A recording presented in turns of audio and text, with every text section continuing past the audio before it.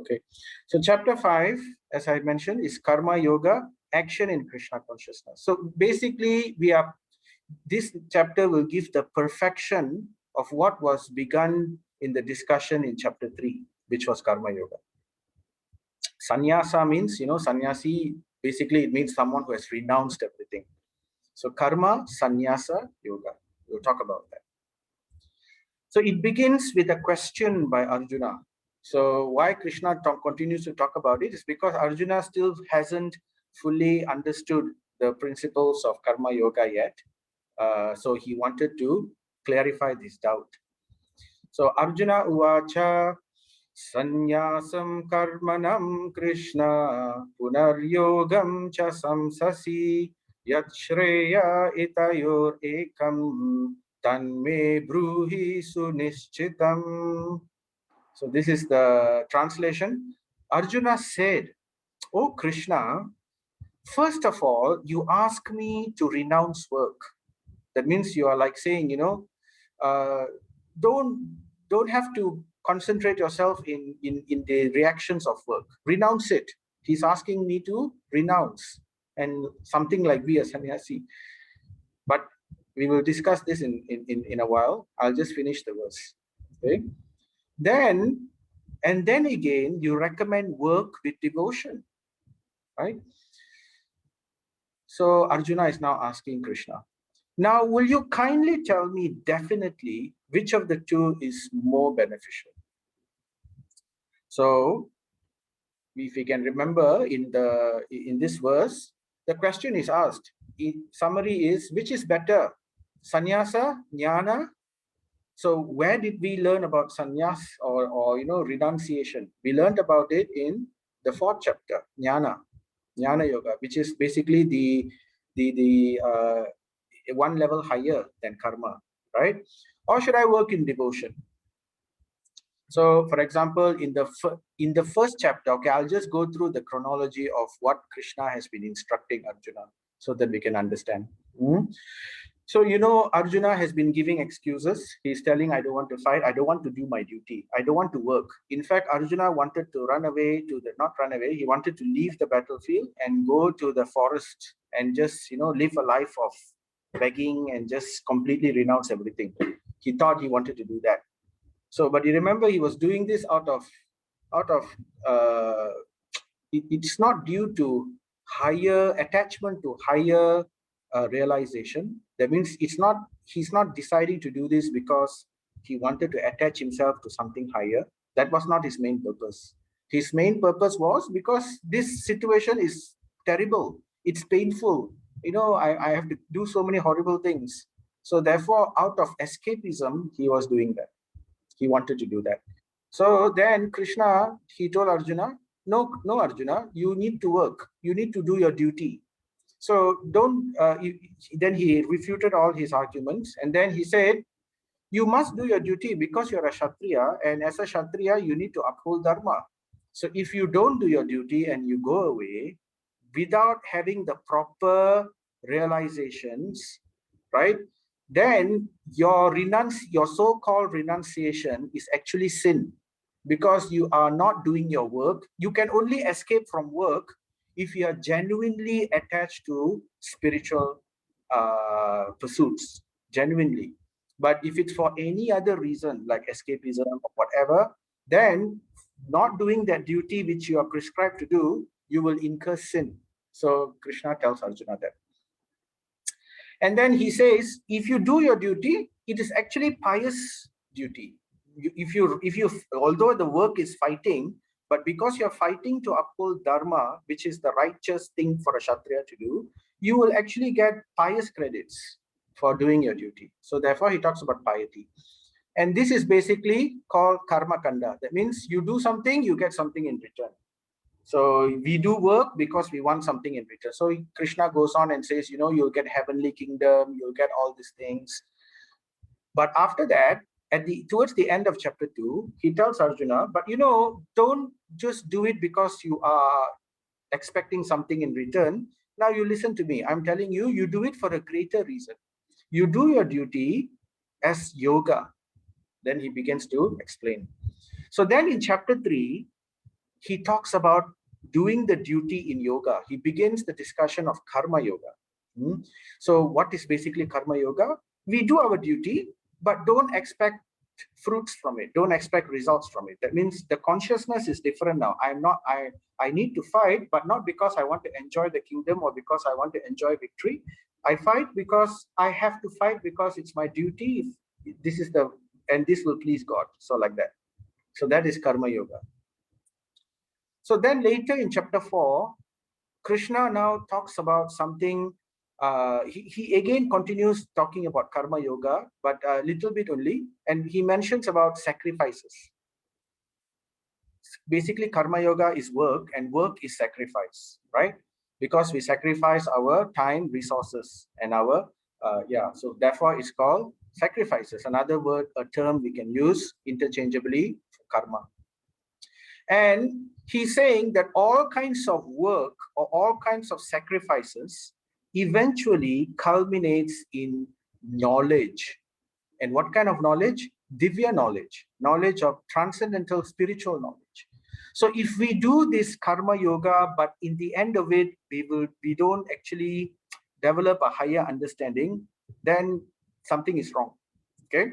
So by performing this karma yoga properly, we should culminate in developing jnana. Jnana means knowledge. And this knowledge will actually free us. It will liberate us from the miserable condition or any the cycle of birth and death.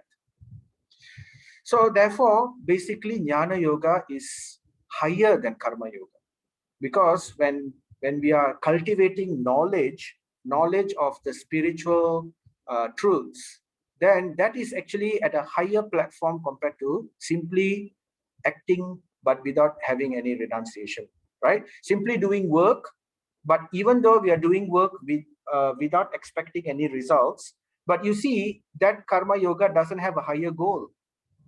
We are simply doing work but not expecting any results. That's good. That's yoga. Yes, it's balanced, but it doesn't lead to the understanding is not yet going higher, right? We don't know the goal. Why do we have to behave like that, right? We behave like that because we want to get liberated. So that is knowledge. So therefore jnana yoga. So, and when someone is already very much very advanced in cultivating the spiritual knowledge, when they have already cultivated a lot of knowledge on liberation and all that, they have come to a level because of the knowledge, and they have realized this knowledge, they understand automatically that all these duties and everything are actually non-existent. It's simply the modes of material nature. So to such a person who is now attracted towards liberation, attracted towards spirit, to such a person, they can renounce. They can renounce work if they want, right? So to such yogis, there are no more duties, Krishna says in chapter 4. But then again, in chapter 3, right, Krishna has said that one in knowledge has no more duties. Yes, right? But if you remember, Krishna did mention that even though one is liberated or even though one is perfected, one should still try to set an example, isn't it? Right? So one should still do one's work. So therefore, so if jnana yoga is higher than karma yoga, which is better for me? Arjuna is asking. So now Arjuna is saying, okay, you've been telling me work, and then you're telling me knowledge is better than work, and then you're saying still, even if you have knowledge, you should still work.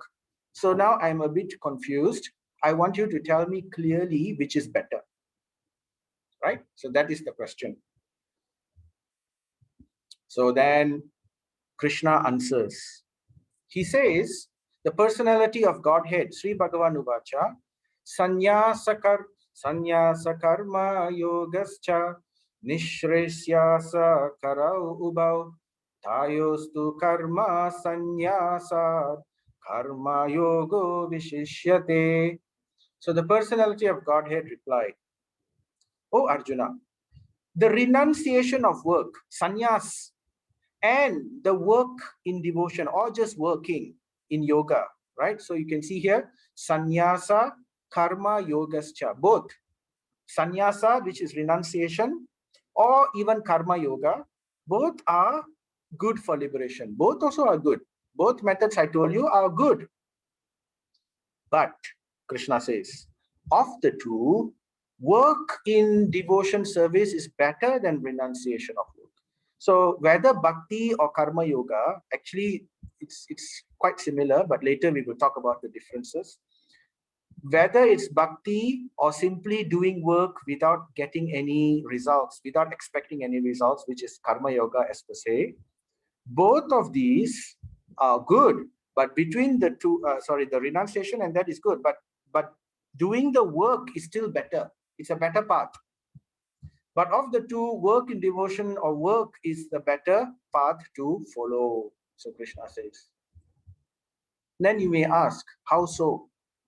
Why is the work method better? So previously we have already heard it's better because one, we need to set an example, because otherwise people will, they will falsely renounce. They will falsely let go and renounce themselves. So then it becomes a pretender, one who's pretending. So that becomes dangerous in society. So just to set a good example, otherwise it will disrupt all the work in the world. Everybody will give this excuse. I don't have to work, I'm spiritual, right? But actually they're cheating. So there has to be genuine. So how so? We can begin to understand by this example, Falgu Vairagya. Now this is a river in Bihar, in the state of Bihar, which is in India. It's called the Falgu River. Why it's called Falgu? Falgu means falls river.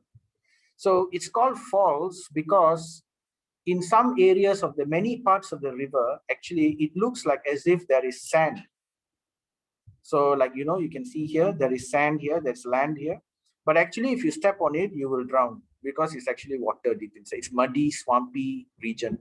So the definition of the river isn't clear. The water is there, but at the same time, there's a lot of what looks like land or sand, but actually it's swampy area. So they call it Falgu Vairagya.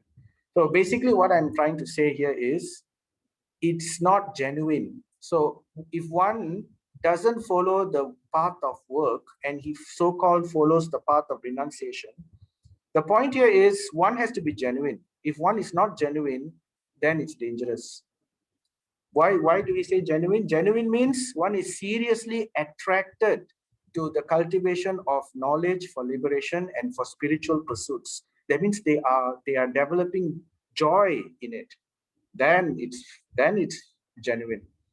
But if it's simply out of frustration, oh, my current family life is miserable, I want to escape, I want to let go of this wife, or all these children all causing me so much of problem, I just want to run away to the forest. Now that is false renunciation, because we cannot do like that, because if we don't do our duty, we will get sin. So therefore, Falgu Vairagya, an example is given, this crane. A lot of people in this world sometimes can do a lot of cheating. So it's just like this crane. If you look at this crane, now what does this crane, this is actually a flamingo, but cranes also do this. They stand in one leg. They stand in one leg in the middle of the river, like it can be Ganga. In the middle of Ganga, somebody is standing in one leg and he's hardly moving. He's still, very still. It looks like as if he's meditating very seriously and looks like very austere meditation. The crane looks like he's doing that. But actually, what's the motive of this crane? This crane is doing this simply so that as soon as the fish swims by, it'll quickly gulp. That time it'll suddenly snap and catch the fish. So he stands in one leg to trick the fish. The fish will think, oh, this is a branch. This is a stick coming out from the water. So therefore it stands in one leg. So this is what is called Falgu Vairagya. Falgu means false. False. Vairagya means renunciation, like sannyas. False renunciation. This Falgu Vairagya is also given another name. It's called Markata Vairagya. Markata Vairagya. Markata means monkey renunciation. Now you can see here monkeys. Monkeys also look like they are very renounced creatures. They look like renounced Babajis or whatever, because they also don't wear any clothes. They look like they are completely renounced, that they don't even wear clothes. They are they are not bothered. They let their hair grow and then they just sit there. But actually what the monkeys do, they actually keep a lot of female monkeys, and they have a lot of sexual relationships with their female monkeys. So sometimes that also happens. We have so-called holy people who they have some strange relationships with their disciples, and then all this becomes so horrible. So that's the reason Krishna is warning against this kind of renunciation. So then he continues. He tells Arjuna what is the problem with the other path, with the path of renunciation, right? So Bhagavad Gita 5.6, we'll say this verse. Sanyasastu mahabaho dukkham aptum ayogataha yoga yukto munir brahma na chirena digacchati. So the translation: merely renouncing all activities, yet not engaging in the devotional service of the Lord, cannot make one happy. But a thoughtful person engaged in devotional service can achieve the supreme without delay. So he's saying there are two paths, right? One is the jnana path and one is the bhakti path, right? So if we take the jnana path, simply working and then renouncing the fruit and then cultivating knowledge about liberation, how to be free, that is one path, fine. But that path, Krishna says, is rather dry. It's very dry. Because if you go in the renunciation path, because we let go everything, we have our senses, isn't it? So, and we say, no, I don't want to eat. No, I'll fast. No, I don't want to see this. No, I don't want to do that. It becomes very dry for a person who hasn't caught on to the spiritual side yet. So that's why he's saying that it cannot make one happy. It's a very dry path. It is a path, but it is a very dry path. So, but a thoughtful person engaged in devotional service can achieve the supreme quickly without delay. So it's a faster path. The other bhakti path is better. So the path of work is, you can reach it faster. That's what Krishna is saying. So basically, in summary, the answer is both. The summary of those two top questions only. So both paths are good, but work in yoga or work in devotion is better, Krishna says. Why it's better? First, he says, true renunciation is not easy.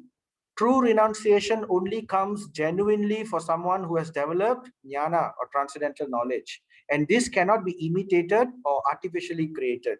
So those people who are, taking the renunciation path before developing jnana to that level, there is a very big danger of falgu sannyasa, or false sannyasa. So that is condemned in the scriptures, right? So we cannot artificially do this. So therefore, Sankhya Jnana and yoga, which is bhakti, are ultimately non-different. So the path of knowledge and the path of bhakti both also are leading towards the same goal, which is basically liberation or mukti, and also looking for bliss or ananda. But there is a danger to one path and the other path is much better. So sannyasa without yoga or bhakti is an unhappy path, Krishna is saying. And not only that, it's also slow. And then later on in other chapters also, Krishna will again elaborate this point. Why is it so? So we won't go into the details now. But he says straight away in the beginning itself, he tells Arjuna, but you take the path of work or the path of bhakti, right? At the same time, you are detached. So what is this path of karma yoga or the path of bhakti? It basically means we are detached. We are practicing detachment. We are working, right? But at the same time, we are practicing detachment to the fruits. We don't want to get the fruits. But that's just one part of the story. That's just pure karma yoga. Now, if you talk about bhakti, it is karma yoga plus the second part of it, which is attachment. You need to have detachment and you need to have attachment both simultaneously. Now, how is that? That looks paradoxical, right? It looks like opposites. Detachment and attachment, both has to be together. So it's very simple. Detachment to matter, right? Detachment to material results like name, fame, glory, profit, no? Labha, puja, labha, puja, pratishta. So that means gain. I'm not attached to the gain. I'm not attached to followership, and I'm not attached to distinction. Instead, I'm renouncing all that, but instead I'm now attached to Krishna. So that is bhakti. Now that path is actually the better path. So it's like this, it's like a trapeze, when someone is, trying to do the trapeze, we have seen the trapeze act.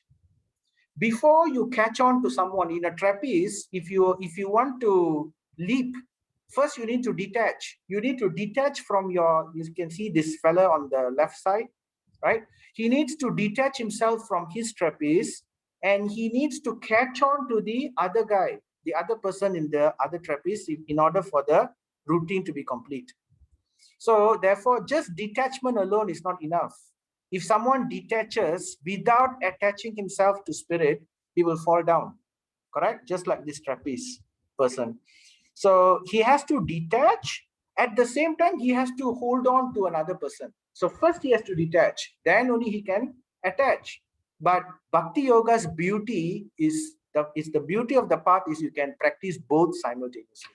So we will talk about that in detail from chapters 7, 8, 9, 10, and 12. So that is separate. But the other path, which is the path of jnana, one has to detach first, then only one has to develop knowledge, and then one has to go step by step. So, so then in in verse 10, Krishna continues. Brahmani adhaya karmani shangam tyaktva karotiyaha lipyate sa papena padma patram ivam basha. One who performs his duty without attachment, surrendering the results unto the Supreme Lord, is unaffected by sinful reaction as the lotus leaf is untouched by water.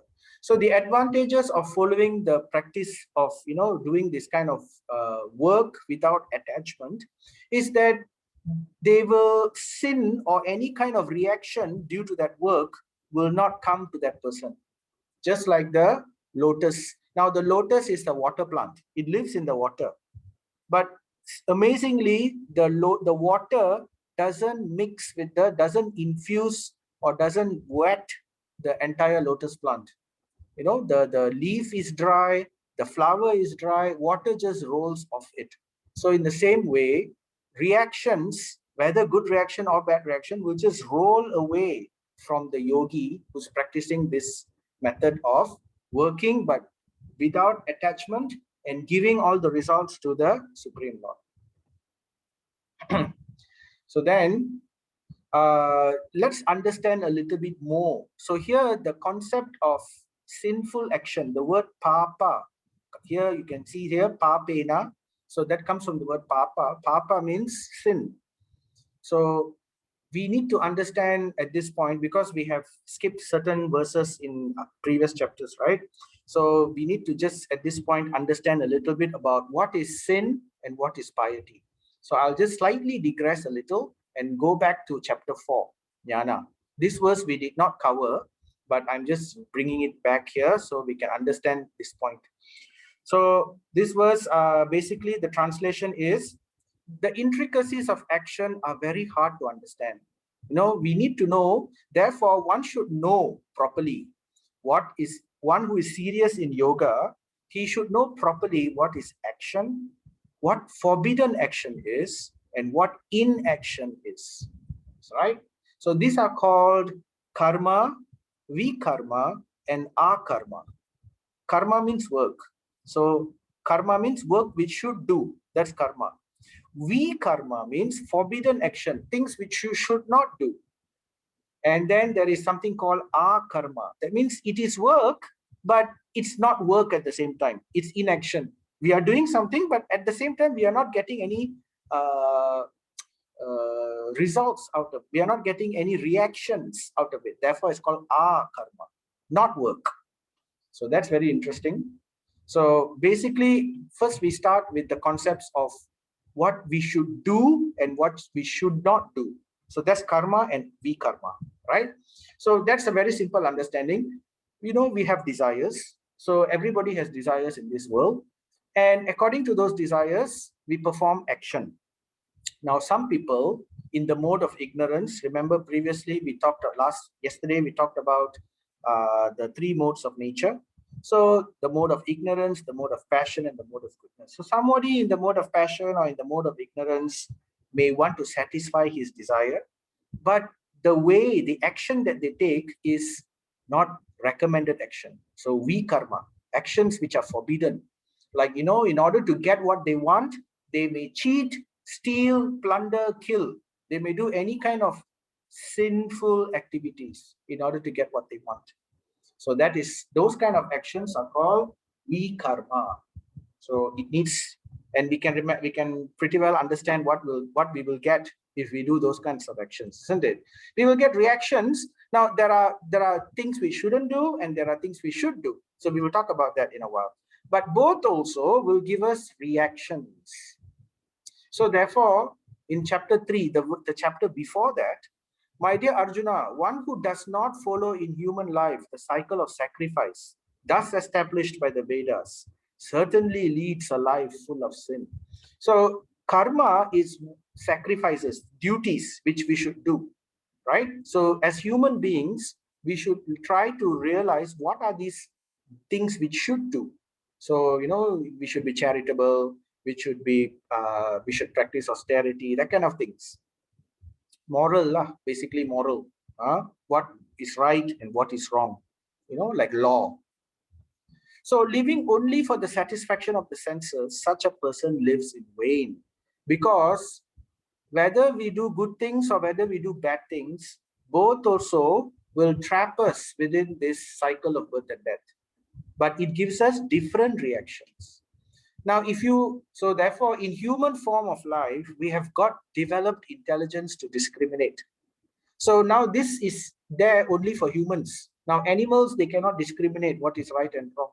So there is no concept of sin for the animal. You cannot say this tiger has sinned horribly because the tiger ate a human.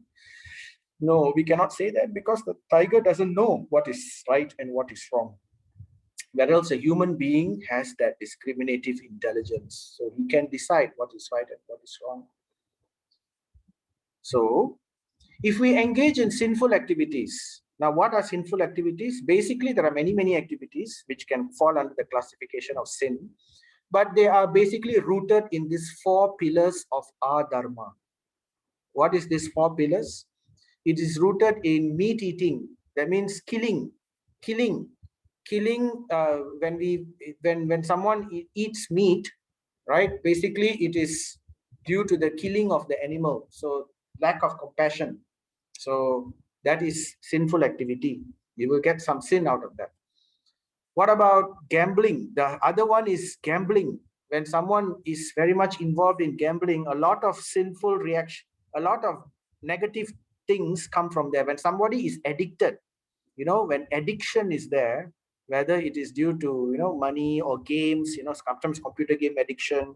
So all these things makes a person degrade further and commit more and more sinful activities. They will start cheating. They will start lying. So all these things will come. And somebody who's addicted to intoxication, right? Adharma. Another pillar of adharma is intoxication. Taking, intoxicants like cigarettes or alcohol or drugs. So we all know this is moral. It's generally not good. And the 4th one is illicit sexual relationship. So there are many sins which come from these 4, which actually, if one engages in these activities, It's like the hot spot of many sinful activities. A lot of horrible things can crop up from here. So these are called the 4 pillars of adharma. So what will happen if we do these things? We will suffer karmic reactions. So either we will suffer them in this life itself, or we will suffer them in our next life. We will either go to hell, and then we will go through the very horrible reactions that we see in these pictures. Now, these are all from the Garuda Purana. It's also described in the Srimad Bhagavatam. And even in Christian, we have Dante Alighieri, the famous artist who actually painted the depictions of hell. So all these things are there, right? And after we suffer, we will degrade to lower life forms. So like if somebody is very greedy and eats indiscriminately anything also, then one of the types of life forms they will get in their next life is like a pig. Or if somebody is having so many sexual relationships with different partners, then they will become monkey or dog in their next life, like that. So this is all shastric. It's based on scriptural understanding. So instead, if we engage in pious activities, like the 4 pillars of dharma. What are the 4 pillars of dharma? Dharma is represented as the bull. Now, bull is representation of dharma, right? So like earth is represented by cow. So bull is represented by dharma in the scriptures. And dharma, this bull stands on 4 legs. So these 4 pillars of dharma are satyam, daya, saucham, and tapa. So the first that is tapa, which is austerity. That means someone who is willing to take some hardship for a higher purpose. Like someone does some fasting, right? Like Ekadasi, we do fasting, or even chanting the holy name, because it's something which we don't like to do, but we do it. We don't like to fast, isn't it? But we do it because for a higher purpose. So that's called austerity. And like that, other activities like daya, compassion, we do charity, we help people. So that's daya. And then we have saucham, cleanliness. So to maintain cleanliness of mind, body, and words, that is also a pillar of dharma. And then satyam, truthfulness, to ensure truthfulness. So these 4 are very important, but they are still pious activities. They are not spiritual activities, mind you. It is pious activities. There's a difference between spiritual activity and pious activities. Spiritual activities will free one from the cycle. Pious activities will simply promote us to higher life. So if somebody, it's like school. If someone is very good, then they will become prefect, isn't it?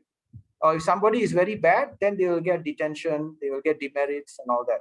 So if someone does a lot of pious activities like follow satyam, saucham, dharma, tapa, and all that, then in their next life they will take a birth as very nice birth. They will take as a very well placed, or they will even take birth in heavenly planets. They may take birth as in Indra Loka. They may become even the demigods themselves. They may become devatas themselves. They may become very powerful personalities in whether in this universe or in a different universe. They may have such positions. Like it's mentioned, to take the post of Indra, one has to perform 1,000 Ashwamedha sacrifices. It's a very elaborate fire sacrifice. So if somebody does like that 100 times, then in their next life they can become Indra. It's mentioned in the scriptures. So like that. So in later we will see in Bhagavad Gita chapter 9. I'm just going a bit here just to quickly pass a point, but later we will talk about it when we come to chapter 9 in more detail. So 9:21 says, when they have thus enjoyed vast heavenly sense pleasure and results of their pious activities are all exhausted. So when we do pious activities, it's like our bank credit. There are 2 types of credit, positive credit and negative credit. When we do good things, we'll get positive credit, it builds up. And then, with that positive credit, we can enjoy it in heaven. And as we are enjoying, the positive credits diminishes. And then when it comes to 0, what happens? They fall down. So Bhagavad Gita 9:21 says, after their pious activities are exhausted, they return to this mortal planet again. So this is scriptural evidence. So in the end, either way, what happens? They are still caught in this cycle of birth and death. So therefore, Bhagavad Gita 9:21 continues, thus those who seek sense enjoyment by adhering to the principles of the three Vedas, even if they are doing pious activities, they only in the end achieve repeated birth and death only. It's just that they enjoy a better life, but still they have to come down again and then again go through this entire cycle. So that's the problem. But it can be broken. Bhagavad Gita, we have already heard a little bit about this in chapter 2 itself. So I'll just recount this verse, 250. One who is engaged in buddhi yukta, that means the yoga of intelligence, intelligent work, rids himself of both good and bad reactions, even in this life. Because both good and bad is tying us in this world. It's like the good one is like the nice prison, very beautiful prison. Whereas the bad reaction is like the very horrible dungeon, right? But both also are prisons. So therefore, Krishna says, strive for yoga. That is the art of work, which liberates you. So now we come back to chapter 5 again. So back to what we were talking about. So this verse, Yukta karma phalam tyaktva shantim apnoti naishtikim ayukta kama karena phale shakto nibhadyate. Translation: the steadily devoted soul attains unadulterated peace because he offers the results of all activities to me. Whereas a person who is not in union with the divine, that means not in yoga, who is greedy for the fruits of his labor, becomes entangled. So again, Krishna reinforces, work, but don't work for the satisfaction of your senses because you want to enjoy the fruits. Work and dedicate your work to me, right? Because he offers the result of the activities to me. So then what he gets, he attains unadulterated peace. Why? Because he has become liberated. So therefore, one should not simply act in fruits of his labor. So here we have an important point to note also. The point is, it's very dangerous for us to simply, satisfy our senses. So, he says here, one who is greedy for the fruits of his labor, basically they're satisfying their senses because of their desires. So it's not a very good thing. Initially it may be very nice. Initially, it's like they say, material activities is like nectar in the beginning, but poison in the end. It's like, we like to watch TV. We watch TV. Initially, it's nice. But towards the end, it becomes like poison. We become bored. At the same time, it degrades our intellect. And, so things like that happens. Whereas spiritual activity, it may taste like poison in the beginning, waking up early in the morning, taking cold water bath, chanting Hare Krishna Maha Mantra, eating only prasadam. So those kind of things may sound like, difficult in the beginning, but they become nectar towards the end. So this is where we need to make the intelligent choice. Just like, we see this moth. Now the moth is, because of the sense of sight, we have 5 senses in our body, right? Seeing, tasting, touching, hearing, and smell. So because of the sense of sight, because this moth wants to satisfy its sense of sight, unfortunately, the moth becomes very attracted to light. So when it sees fire, it will go towards the fire and it will try to go and touch the fire. And what happens? The moth burns itself, right?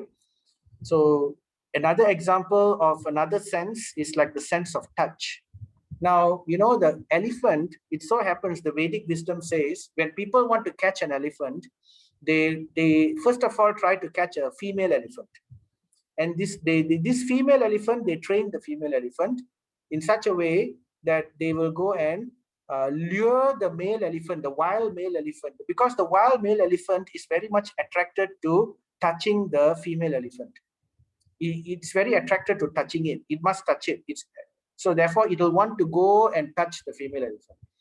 But the female elephant will always move a little bit further. And as it moves, it will lead the male elephant to a hole which is being covered.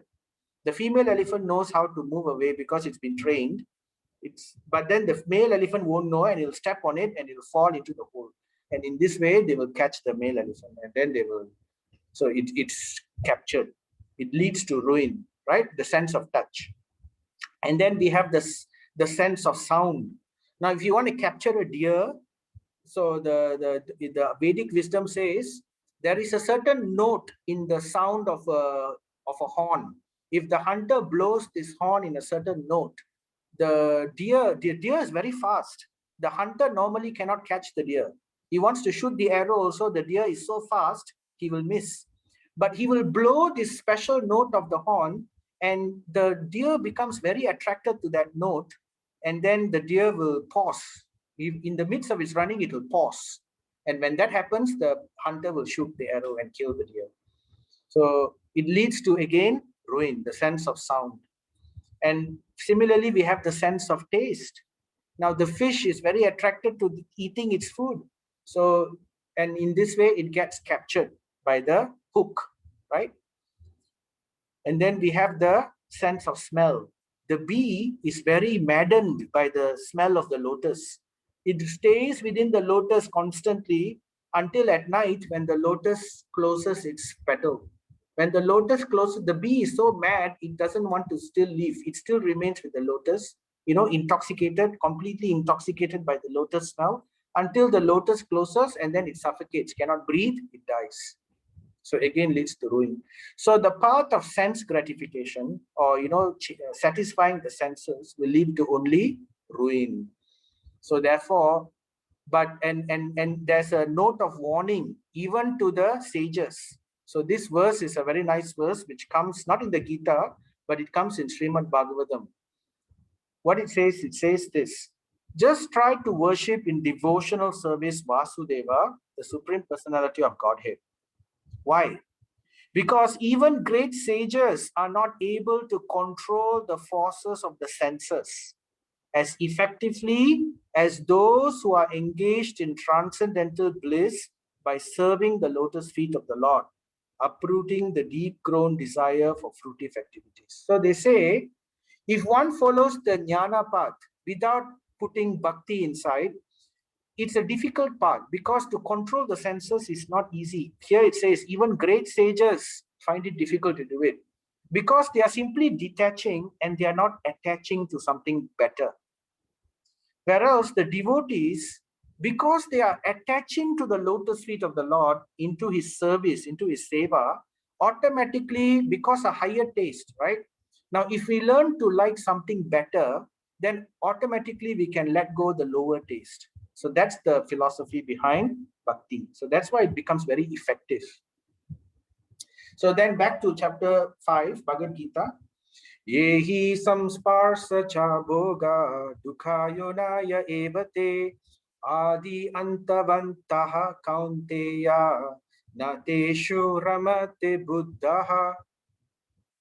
An intelligent person does not take part. So therefore, from the examples that I gave earlier and everything, Krishna says, an intelligent person does not take part in the sources of misery. What are the sources of misery? Pursuing the sense gratification and doing sinful activities, right? Which are due to contact with the material senses.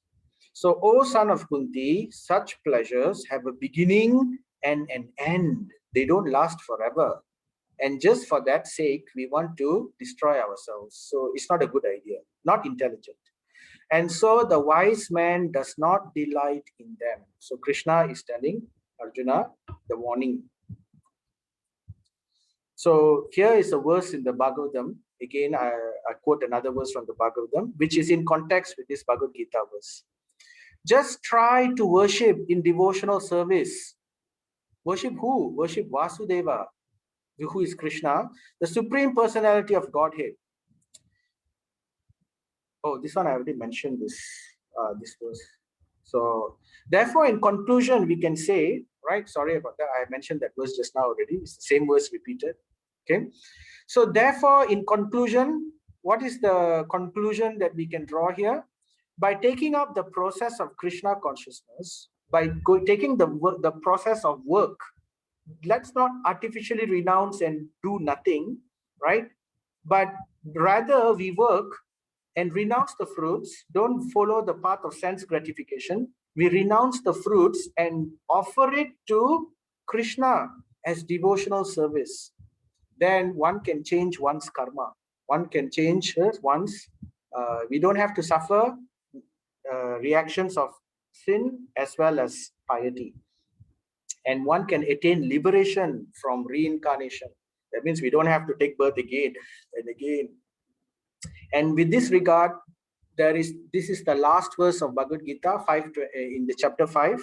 Chapter 5 is quite a short chapter, only 29 verses. This is the last verse. And it's a very, very, very important verse. We call it the peace formula. The verse which can give peace to everybody in this world, if everybody simply follows this verse. So we can also memorize this verse if you like, right? So I'll say this. Bhuktaram yajna tapasham sarvaloka maheshwaram suhurdam sarvabhutanam nyatva mam shantim richati. So a person in full consciousness of me, nyatva mam, mam means me, nyatva in consciousness, a person in full consciousness of me, nyatva mam, knowing me to be the ultimate beneficiary of all sacrifices, bhuktaram yajna tapasham, of all the yagyas and tapashyas, that means austerities and sacrifices, I am the ultimate beneficiary, bhuktaram. So Krishna says.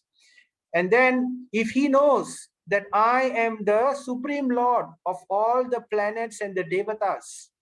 So here demigod and devata means the same thing, right? Not God. There is only one God, one supreme personality of Godhead. And the others are powerful beings, but they are known as devatas. Just like God. Demigod means like God, but not the supreme personality. So that's what it means as.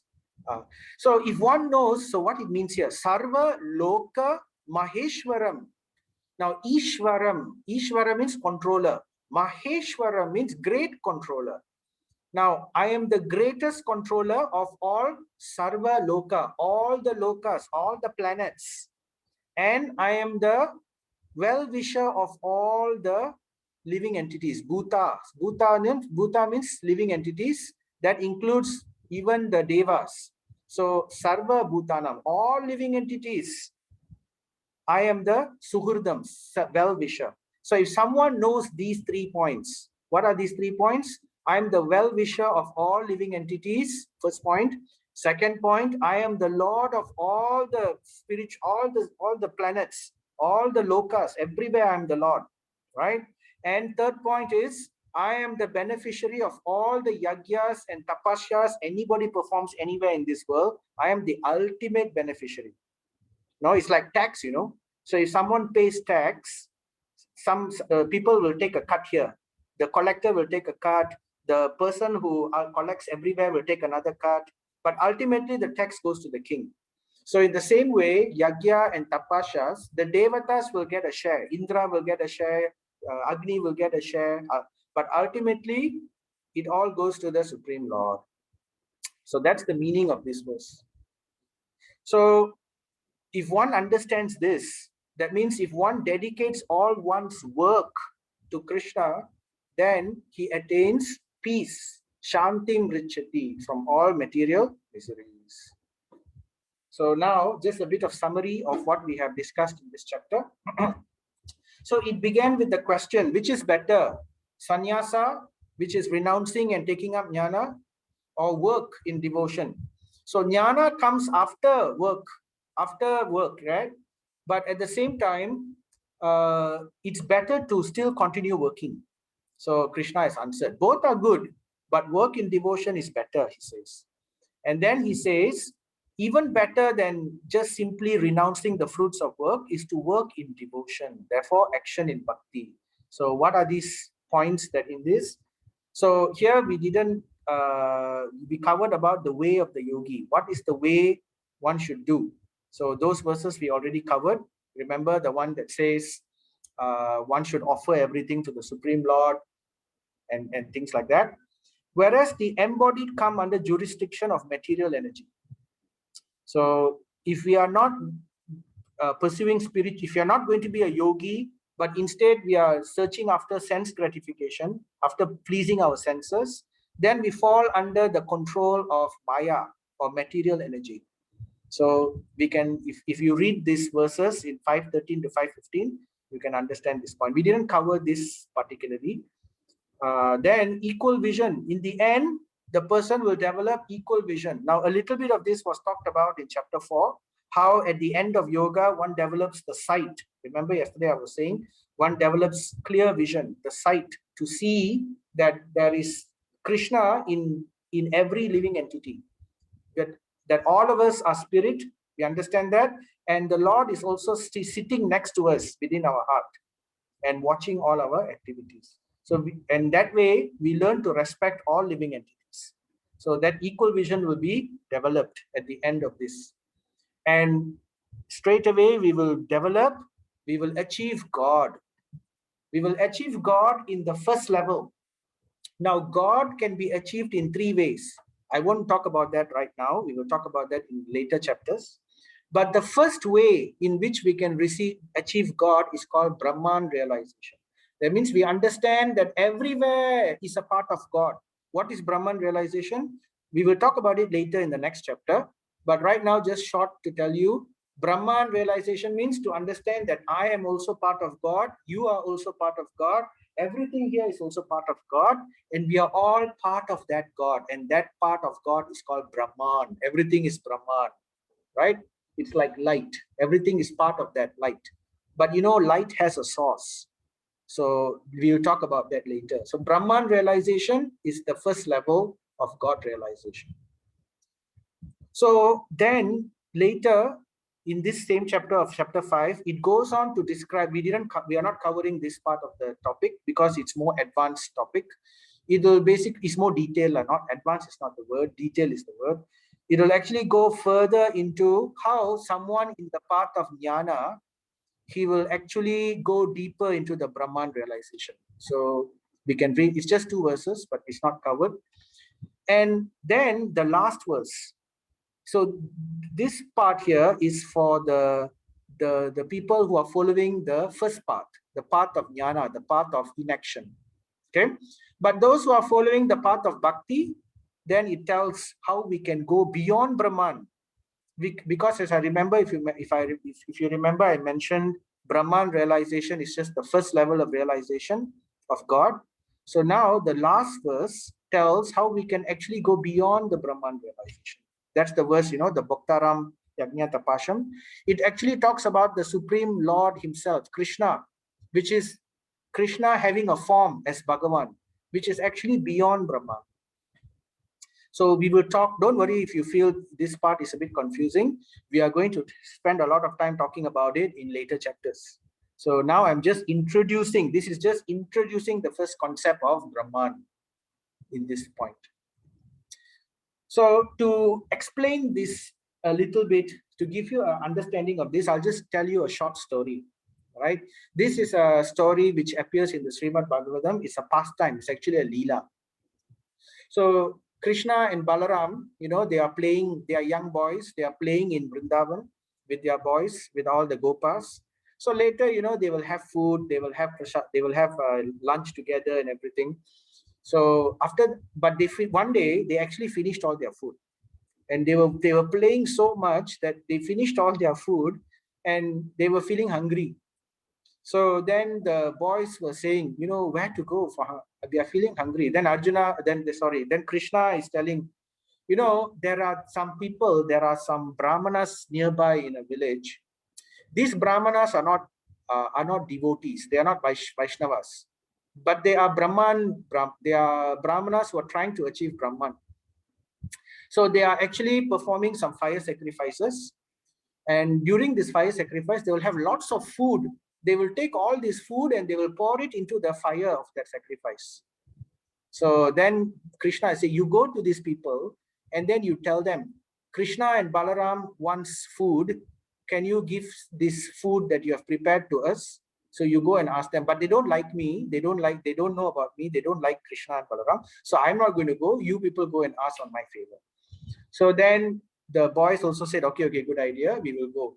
And then they went, and this was what the scene was. There were lots of brahmanas who were performing fire sacrifice, and they had a lot of food prepared. They had lots of food, and they put all the food inside the fire because, yagya, they offer, like, sometimes we have sat in a yagya, they offer banana, they offer sesame seed, they offer rice, grains.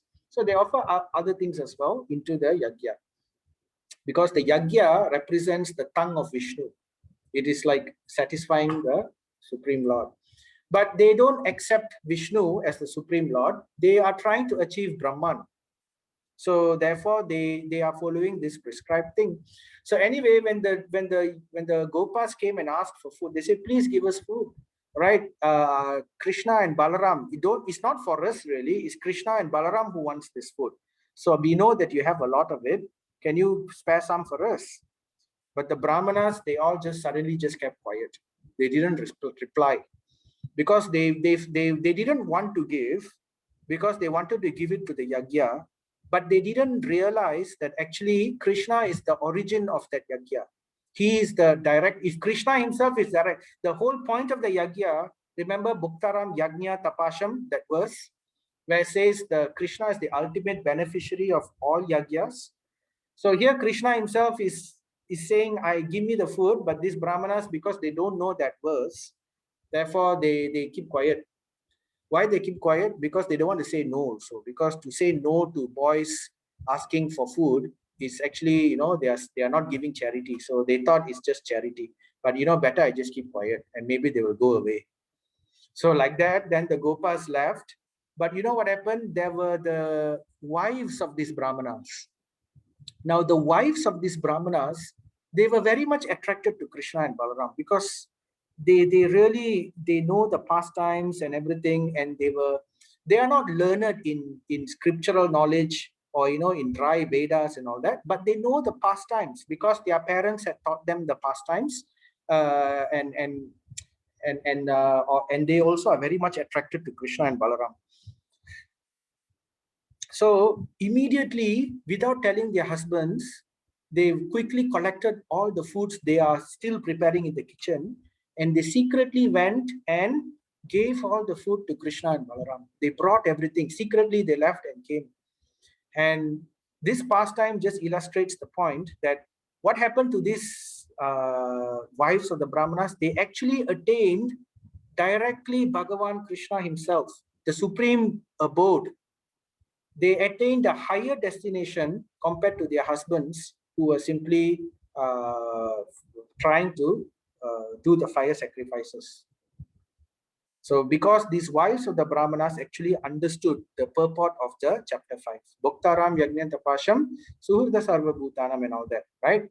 Sarva Loka Maheshwaram Suhurda Sarva Bhutanam Nyatvam Mam Shantim Richati. They understood that point. So this is the moral. The moral is Krishna is the ultimate benefiter.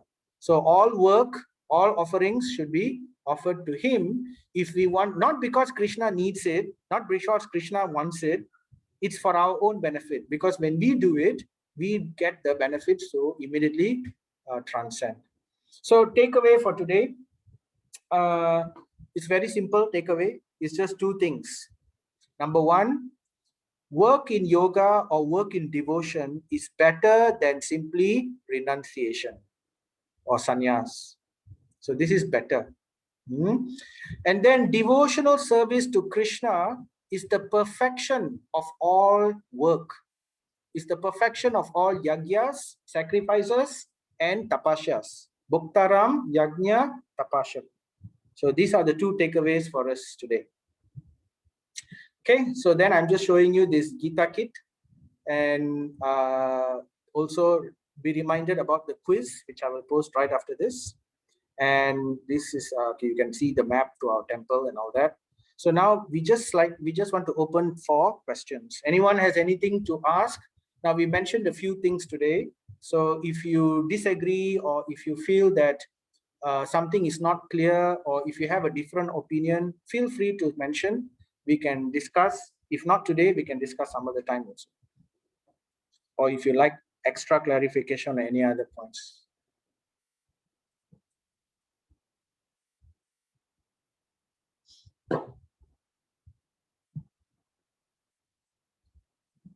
So I'm just looking through everyone here. We have Gayatri, we have iPhone, we have Nandini, Rajendran, we have Navya, we have Parvati, Mataji, we have Prachin.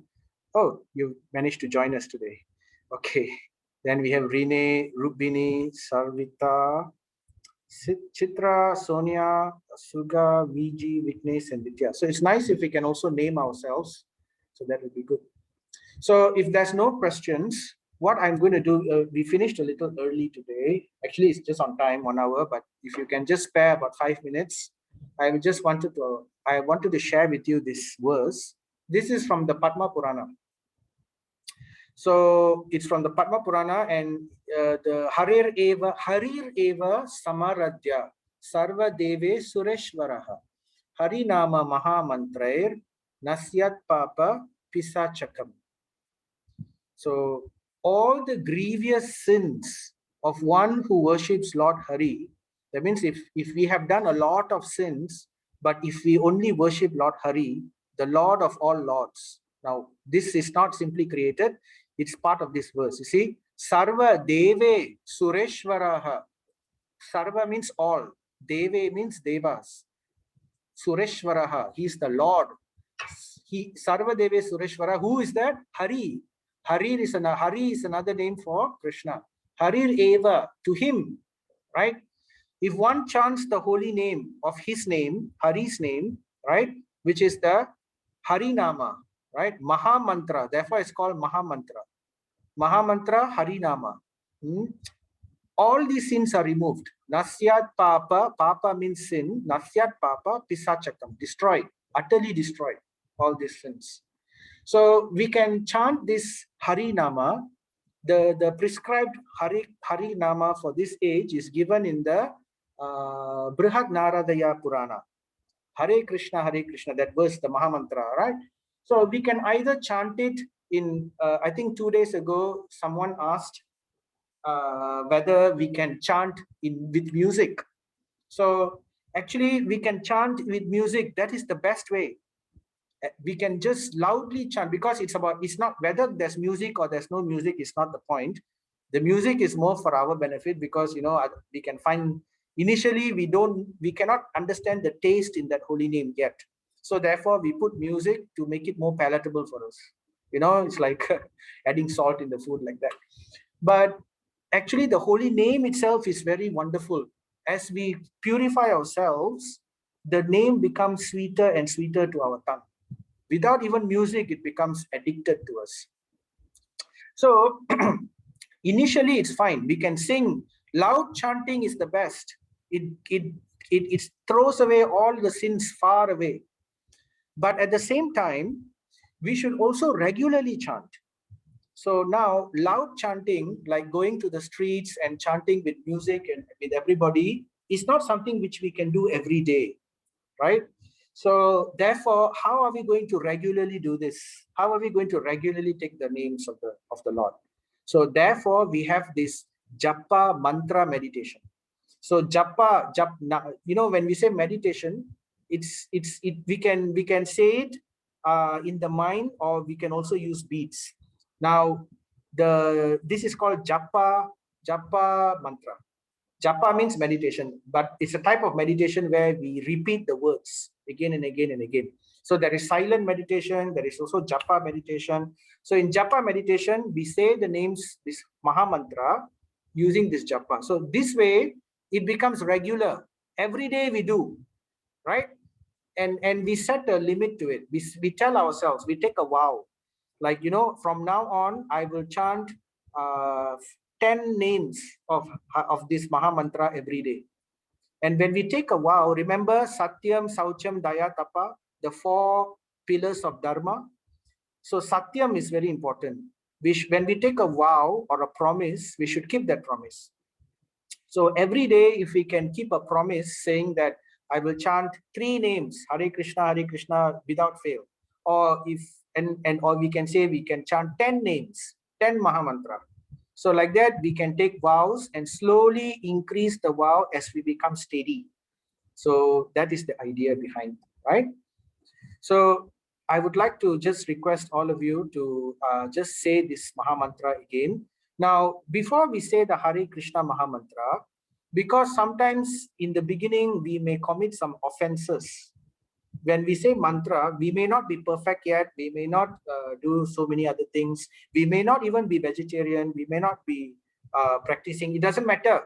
We don't have to be vegetarian. We don't have to, do so many other things. In whatever situation we are, this Mahamantra is very special. We can chant, but at the same time, we take the blessings. We take the mercy of the Supreme Lord. So therefore, we say this verse first before we say the Hare Krishna Mahamantra. So we say Jaya Sri Krishna Chaitanya Prabhu. We can say it in a music way also, right? Jaya Sri Krishna Chaitanya Prabhu Nityananda Shri Advaita Gadadara Shrivasadi Gaura Bhakta Vrinda. So we say this, then we say, if we all can just say together with me 3 times, right? Hare Krishna, Krishna Krishna, Hare Hare, Hare Rama, Rama Rama, Hare Hare. Second time, Hare Krishna, Krishna Krishna, Hare Hare, Hare Rama, Rama Rama, Hare Hare. Third time, Hare Krishna, Krishna Krishna, Hare Hare, Hare Rama, Rama Rama, Hare Hare. So I hope we have all chanted together. We don't have to chant slowly like this. We can chant fast also. Hare Krishna, Krishna. Usually when we say in japa with the beats, the speed is like this. Hare Krishna, Krishna Krishna, Hare Hare, Hare Rama, Rama Rama, Hare Hare. So like this, we say 108 times usually, and that makes one round in a beat. So if someone can do like that, if any one of you would like to take up such vows, even 10 names or even 1 round, please let us know. Please share it in the group. It will be nice and very inspiring for everyone. Okay. All right. So with that, I'd like to end today. Thank you very much for your patience. Thank you very much for tolerating me and listening and doing this tapasya of 18 days, this austerity. It's not easy for all of us. Yes, I understand. So with that, anyone has anything to say? No? Okay, so then I'd like to thank you. Have a good evening, and I'll see you all tomorrow with chapter 6. Hare Krishna.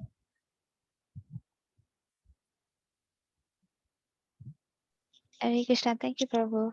Thank you, Vidya Mataji. Hare Krishna. Thank you, Prabhu. Hare Bo. Hare Krishna.